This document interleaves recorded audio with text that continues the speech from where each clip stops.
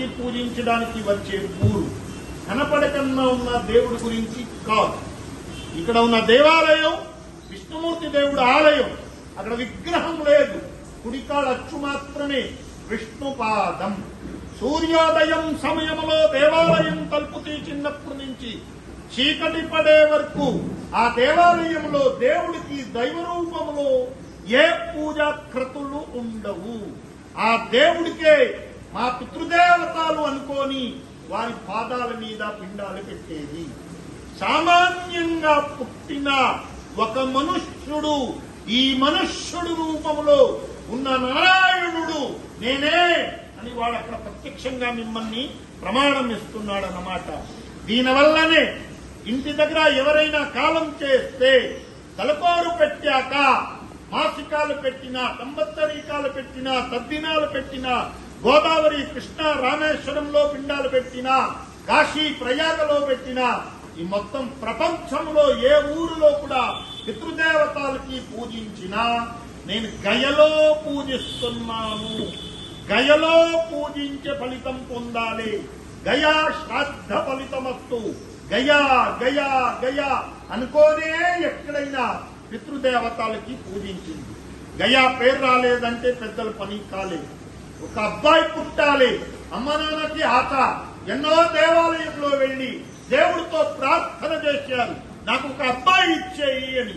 ఆ అబ్బాయి ఎందుకు అడిగారంటే ఎప్పుడు వరకు మా కంఠంలో ప్రాణం ఉంటుందో మనం చెప్పే మాట వాడు వినాలి.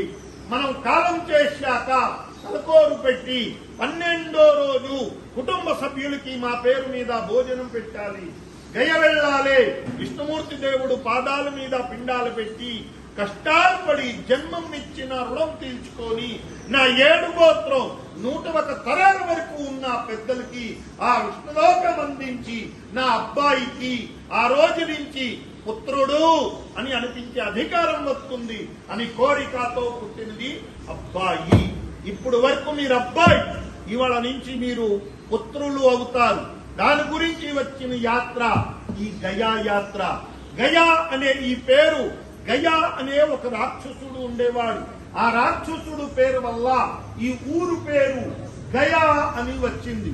వాడి పేరుకే రాక్షసుడు, కానీ మహావిష్ణుమూర్తి దేవుడు భక్తుడు. దేవుడు తపస్సు చేస్తూ ఉండేవాడు. ఒకరోజు సమక్షంగా దేవుడు వచ్చి అడిగారు, నీ మనసులో ఏముంది చెప్పు, నేను ఇస్తాను అని. గయాసురుడు ఏం కోరుకున్నాడంటే నేను ఎవరిని ముట్టుకుంటానో వాడు వైకుంఠంకి వెళ్ళాలి అని కోరాడు. దేవుడు కన్యా వరం ఇచ్చారు, అందరికి ముట్టి వైకుంఠానికి పంపిస్తున్నాడు. ఆ సమయంలో యమధర్మరాజుడి దగ్గర చావుతో సంబంధించిన పని తగ్గింది. అప్పుడు బ్రహ్మదేవుడి దగ్గర వెళ్లి అన్నారు, మహానుభావ వీడందరినీ వైకుంఠానికి పంపిస్తే ఈ మృత్యులోకములో ఎవరు ఉంటాడు? అప్పుడు బ్రహ్మదేవుడు భూలోకానికి వచ్చారు.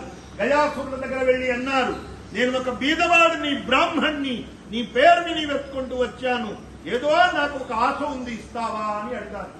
ఏం కావాలి అడగండి, నేను ఇస్తానని అన్నాడు.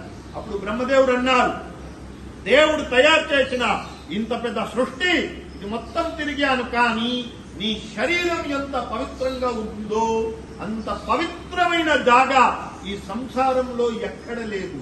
నువ్వు పడుకుంటే నీ ఒళ్ళు మీద కూర్చొని నేను యాగాలు చేస్తాను అని అన్నారు. అప్పుడు ఆ గయాసురుడు పడుకున్నాడు. ఆయన లేవకుండా ఉండడానికి వైకుంఠంలో ధర్మశిల అనే పెద్ద కొండ ఉండే, ఆ కొండ తీసుకోవచ్చి గయాసురుడు శరీరం మీద పెట్టారు. ఎంతమంది దేవతలు ఉన్నారో అందరూ వచ్చి గయాసురుడు రాక్షసుడు శరీరం మీద కూర్చున్నారు. ప్రత్యక్షంగా శ్రీ మహావిష్ణుమూర్తి దేవుడు వచ్చి కుడికాళ్లు ఆ కొండ మీద పెట్టారు. జ్ఞానమైన తర్వాత గయాసురుడు అన్నాడు, చాలా నాకు కష్టమైంది, కానీ నా ఆరాధ్యుడే నా దగ్గర వచ్చాడు, దీనికన్నా పెద్ద భాగ్యం ఎవరికి ఉండదు. అప్పుడు దేవుడు అన్నారు, నీకు ఏం కావాలి కోరుకో అని. అప్పుడు 3 వరాలు కోరాడు. మొదటో వరం ఏం కోరాడంటే, ఎంతమంది దేవతలు వచ్చి యాగాలు చేయడానికి నా ఒళ్ళు మీద కూర్చొని ఉన్నారు, సూర్యుడు చంద్రుడు ఉన్న వరకు అలాగే కూర్చొని ఉండాలి, ఎవరు లేవకూడదు. గయలో మీరు వెళ్లే ఆలయం ఇవాళ విష్ణుమూర్తి ఆలయం. ఒక పూట గురించి వచ్చారు. గయలో ఒక సంవత్సరం వరకు ఉండి 365 చోటుల్లో పిండాలు పడతాయి. సూర్యుడు ఉన్నా, చంద్రుడు ఉన్నా, ఇంద్రుడు, అగ్ని, వాయు, మహాదేవుడు, ఏ దేవుడు ఉన్నా దేవుడు అనుకోని కాదు, పితృదేవతలు అనుకోని పూజించే ఊరు గయ. 3వ వరం కోరాడు, ఏ రోజు గయలో మీ పాదాల మీద పిండాలు పడదో ఆ రోజు నేను మళ్ళా పుట్టాలి అని కోరాడు. ఇక్కడ వారం, నక్షత్రం, పుణ్యకాలం, పర్వకాలం, సంక్రమణం, తిథి, 3వ గ్రహణం ఏమీ లేదు. సూర్యోదయం నుంచి సూర్యాస్తం వరకు ఆ దేవుడికే మా పితృదేవతలు అనుకోని వారి పాదాల మీద పిండాలు పడతాయి. ఇక్కడ ప్రవాహించే నది ఫల్గుణి నది, దాంట్లో నీళ్లు ఉండదు. ఎందుకంటే సీతమ్మవారు శ్రాపం ఇచ్చారు. దశరథ్ మహారాజుడు పేరుతో పిండాలు పెట్టడానికి రాములు వారు గయ వచ్చారు. రాములు వారు పిండాలకి కావలసిన సామగ్రులు తేవడానికి వెళ్ళారు. అమ్మవారు నదిలో స్నానం చేశాక నది మట్టి తీసి దాన్ని ఉండచేసి ఆడుకుంటూ కాలక్షేపం చేస్తున్నారు. దశరథ్ మహారాజుడు చెయ్య నది నుంచి బయట వచ్చి అమ్మవారి చేతుల్లో ఉన్న పిండి ఆ మట్టి ముద్ద పట్టుకోపోయింది. రాముల వారు వచ్చాక ఇలా విషయాలు జరిగింది అని అన్నారు. దీనికి చూసినట్టు సాక్షి ఎవరు అని అడిగారు. అప్పుడు అమ్మవారు అన్నారు, ఈ నదీ తీరంలో జరిగింది కనుక ఈ నది సాక్షి. రెండోది ఇక్కడ నిలబడిన ఆవు సాక్షి. నది అనుకోనింది రాముల వారు వస్తారు, నా నీళ్ళతో స్నానం చేసి నా నీళ్ళతో పెద్దలు పని చేస్తారు, నాకు దొరికే పుణ్యాలు దొరకదు అనుకోని నేను చూడలేదు అని ఆ నది అబద్ధం ఆడింది. ఆవు అనుకోనింది రాముల వారి వాళ్ళ పిండాలు పెట్టాక నాకు గోగ్రాసం పెడతారు. మన ఇంటి దగ్గర దేవుడి గురించి వండిన వంట ఉన్నా, పెద్దల వంట ఉన్నా, ముందు దాని నుంచి ఒక భాగం ఆవుకి పెడతాము, దాని తర్వాతనే మనం తినేది. ఆ ఆవుకి పెట్టే భాగానికే గోగ్రాసం అంటారు. గో అంటే ఆవు, గ్రాసం అంటే దాని ఆహారం. దేవుడు పెట్టే గోగ్రాసం దొరకదు అనుకోని నేను చూడలేదు అని అనింది. అప్పుడు ఇక్కడ ఉన్న మర్రి చెట్టు సాక్షి ఇచ్చింది. రాముల వారు మీరు సందేహం పడేది అవసరం లేదు, అమ్మవారు చెప్తుండేది నిజమే. దశరథ్ మహారాజును ఆకాశవాణి చేశారు, అబ్బాయి ఎందుకు సమయం పాడు చేస్తున్నావు, నేను ఎదురు చూస్తున్నాను, మళ్ళా పిండాలు పెట్టు అని. అప్పుడు రాముల వారు గయలో 15 రోజులు ఉండి 45 దాగల్లో పిండాలు పెట్టారు. అమ్మవారికి కోపం వచ్చి నదికి శ్రాపం ఇచ్చారు, నువ్వు అంతర్వాహినిగా ప్రవహించాలి.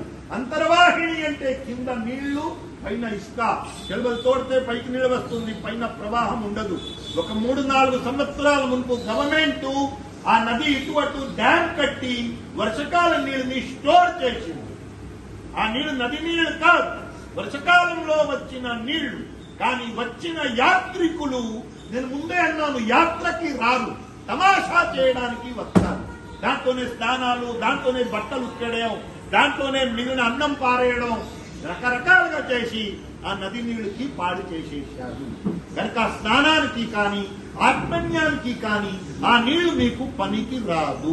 మీకు ఆత్మన్యం చేయడానికి అట్లా నీళ్లు సీసాలు ఇస్తాడు, మినరల్ వాటర్ బాటిల్స్ మీకు మేము ప్రొవైడ్ చేస్తాం అక్కడ ఆత్మన్యం చేయడానికి. కార్యక్రమానికి ఉపయోగించేదానికి ఆ నది నీళ్లు ఒక చెంబు పట్టుకోవస్తారు, కానీ ఆ నీళ్లతో మీరు ఆత్మన్యం చేయవద్దు. మీ దేహారోగ్యం జాగ్రత్తగా ఉండమని చెప్తున్నాను. ఆవుకి శ్రాపం ఇచ్చారు, నీ ఒళ్ళంతా బాగా ఉంటుంది కానీ నీ ముఖం బాగా ఉండదు.